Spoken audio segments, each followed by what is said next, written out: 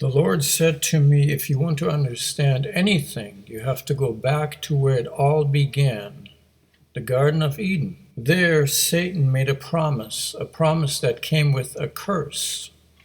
Eat the fruit and you can become your own God, independent of God.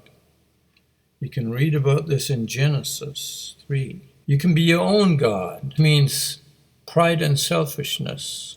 My body, my choice. Recently, the Lord led me to the prophet Jeremiah, specifically Jeremiah 51 and 17. He said, our days are much like the days of Jeremiah, where there was a lot of evil, where evil abounds, where right is wrong and wrong is right, where good is evil and evil is good, where people worship idols, things like fast cars, or celebrities, sports teams, and worship themselves, and where the love of money is so prevalent, people take bribes like never before.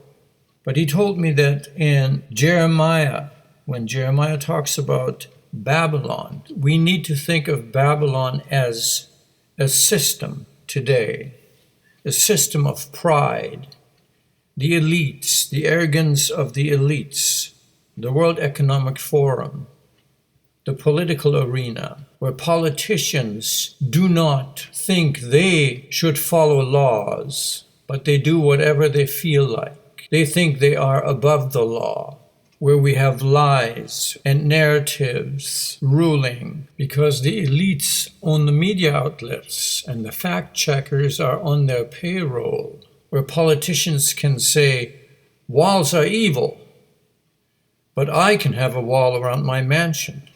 Guns are evil, but my personal security guards should have all the guns they need. Where they say, racism is evil, except when it's against white people. Where they say, polluting the environment is evil, except with my private jet and my yacht. Where we have double standards, where they can do whatever they want and tell you if you do it, you'll be in trouble. So this is the system of Babylon, where the elites think they can do whatever they want because they feel that they are gods, just like Satan promised to Adam and Eve, eat and you can be your own God. This is how they act.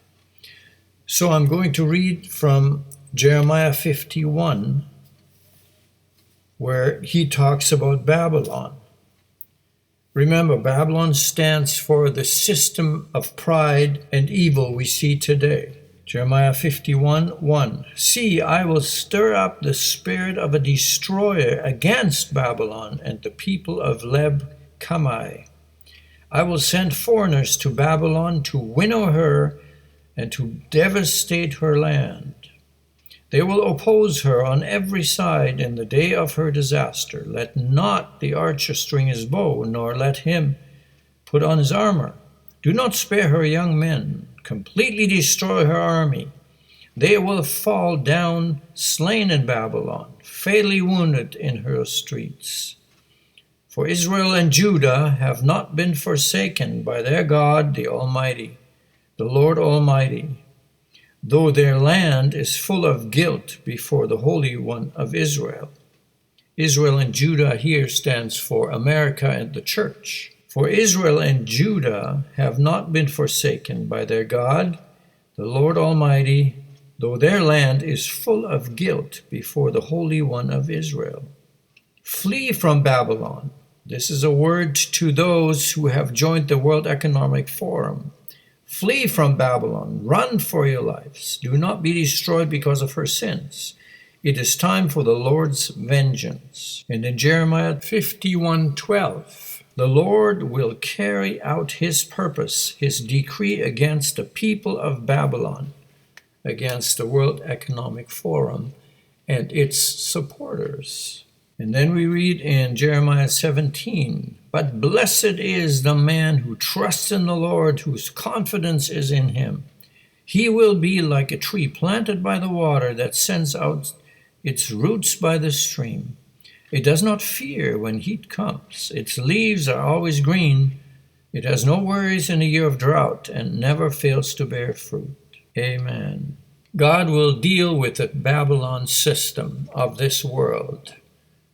The World Economic Forum, the politicians, the bankers, those who want to survive need to come out of the system of Babylon. God has not forsaken his church or America. He will come back for a spotless bride. That's his promise. He made a covenant with his church, and he also made a covenant with America. Amen.